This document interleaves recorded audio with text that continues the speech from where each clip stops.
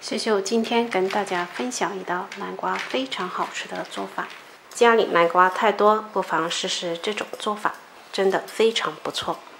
这南瓜长长的，非常漂亮。我们将它的外皮削去，把这个头部切掉，再将它切成片。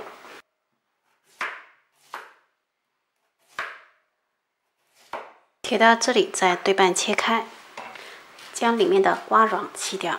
找个瓷根南瓜会更干净一点。继续将它切成片。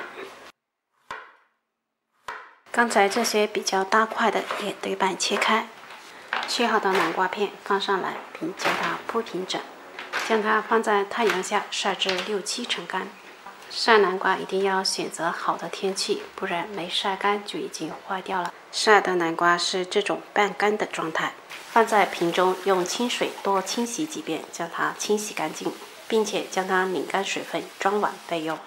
加1小丢盐，盐不需要太多，再加上适量的糯米粉，将它拌均匀，让每一块南瓜片都均匀地裹上一层薄薄的糯米粉就可以了。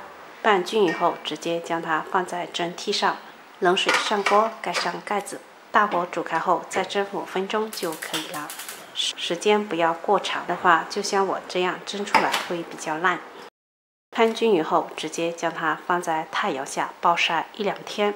这就是晒好的南瓜干了。南瓜香味还是挺浓的，咬一口，甜中带一点淡淡的咸味，我觉得挺好吃的，比那种红薯干好吃。一次性吃不完，可以放在密封罐中保存。喜欢的朋友可以在家试一下。